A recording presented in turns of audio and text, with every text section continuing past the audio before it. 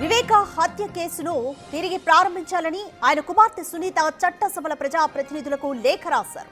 తన తండ్రి మరణ వార్త బయట ప్రపంచానికి తెలియకముందే జగన్ కు తెలుసని, తెలంగాణ హైకోర్టుకు ఈ విషయం సిబిఐ చెప్పిందని లేఖలో గుర్తు చేశారు. ఈ కోణంలో దర్యాప్తు చేయకుండా అర్ధాంతరంగా కేసు నిలిపివేశారన్నారు. తాను న్యాయం కోసం పోరాడుతుంటే తన తండ్రి ఆత్మ క్షోభిస్తోందని ఆవేదన వ్యక్తం చేశారు. తన తండ్రి హత్యను వైసీపీ 2019 ఎన్నికలకు ప్రచార ఆయుధంగా మలుచుకుని నాటి అధికార టీడీపీపై బురద చల్లిందని ఆరోపించారు. వివేక ఆత్మహత్య కారణంగా మరణించారని నాడు సాక్షి టీవీలో ప్రసారమైందని, కానీ తాను పులివెందులకు వెళ్లి చూసినప్పుడు ఆయన శరీరంపై గాయాలున్నాయని తెలిపారు. దేంటిని ప్రశ్నిస్తే మాట దాటేసి టీడీపీపై నిందలు మోపారని పేర్కొన్నారు. సిబిఐ దర్యాప్తుకు వైసీపీ ప్రభుత్వం అనేక ఆటంకాలు సృష్టించిందని, ఎదురు తిరిగిన అధికారులను విచక్షణారహితంగా తప్పుడు కేసుల్లో ఇరికించారని ఆరోపించారు. వైఎస్ అవినాష్ రెడ్డి అరెస్టుకు పోలీసులు సహకరించడం లేదని, ప్రజాప్రతినిధుల మద్దతు కావాలని లేఖలో కోరారు.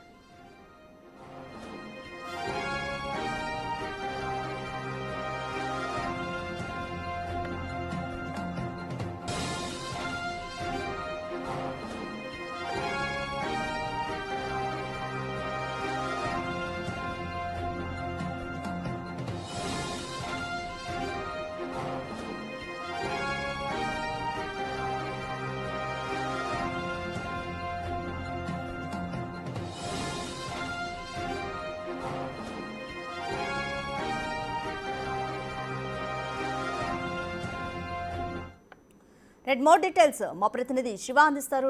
శివ, వైఎస్ వివేక హత్య కేసుకి సంబంధించిన దర్యాప్తును మళ్ళీ పునః ప్రారంభించాలంటూ కూడా ఆయన కూతురు సునీత ప్రజాప్రతినిధుల మద్దతు కావాలంటూ కూడా వారికి ఒక లేఖ రాసింది. లేఖలో ఎటువంటి అంశాలను పేర్కొన్నారు ఆమె? రైట్ రాధిక, మొత్తం మీద చూసుకుంటే వైఎస్ వివేక హత్య జరిగింది 2019లో జరిగింది.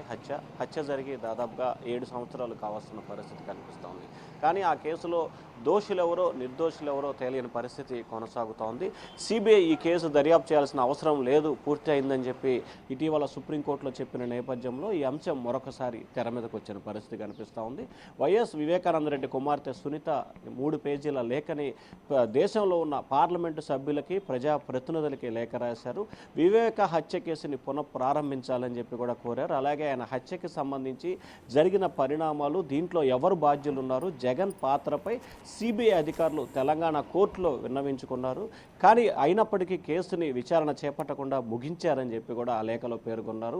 తన తండ్రి ఆత్మ క్షోభిస్తుంది. ఈ అంశానికి సంబంధించి కూడా 2019 ఎన్నికల్లో తెలుగుదేశం పార్టీ నేతలే ఈ హత్య చేశారని చెప్పి కూడా తన సోదరుడు జగన్మోహన్ రెడ్డి ప్రచారం చేయించుకున్న తర్వాత ఆయన ఎన్నికల్లో తెలుగుదేశం పార్టీపై లబ్ధి పొందారు. తద్వారా జరిగిన పరిణామాల్లో ఆయన పాత్రపై కూడా అనుమానాలు రావటం, ఆయనకు సంబంధించిన తన సన్నిహితులు కావచ్చు, పార్టీ నేతలు కావచ్చు, అవినాష్ రెడ్డి కావచ్చు, లేకపోతే జగన్ రాంటి ఇటువంటి వ్యక్తులు చాలామంది ఈ కేసులో ఇన్వాల్వ్ అయ్యి దీంట్లో పాత్రదారులు, సూత్రధారులుగా ఉన్నారు.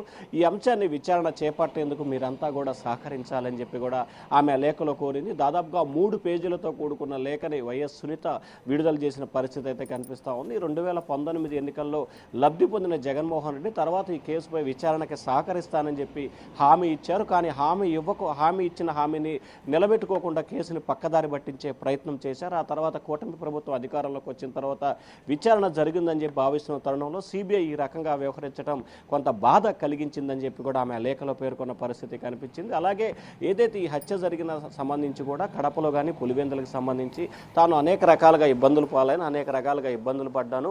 కనీసం కడపలో ఏదైతే పులివెందుల హత్య జరిగిన తర్వాత పూర్తి స్థాయిలో పోస్ట్ మార్టానికి పంపించే విషయంలో కానీ, లేకపోతే మృతదేహాన్ని దగ్గరగా చూసే విషయానికి సంబంధించి కానీ, అంతిమయాత్ర భారీ స్థాయిలో నిర్వహించే అంశానికి సంబంధించి కొంతమంది వ్యక్తులు ఆంక్షలు పెట్టి ఇబ్బందులు పాలు చేశారు. టోటల్ ఈ వ్యవహారానిపై సంబంధించి పూర్తి స్థాయిలో సమగ్రమైన విచారణ చేసేందుకు మీరంతా సహాయ సహకారాలు అందించి సహకరించే విధంగా కేంద్ర ప్రభుత్వంపై ఒత్తిడి తేవాలని చెప్పి కూడా ఆమె లేఖలో అయితే పేర్కొన్న పరిస్థితి కనిపిస్తూ ఉంది.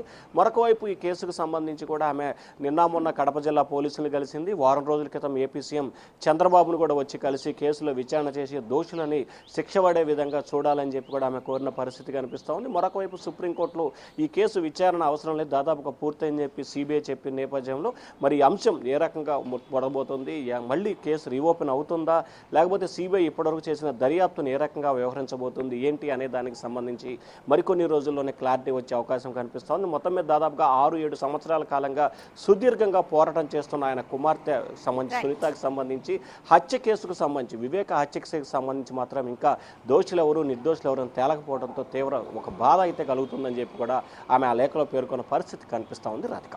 Right, thanks for the update Shiva.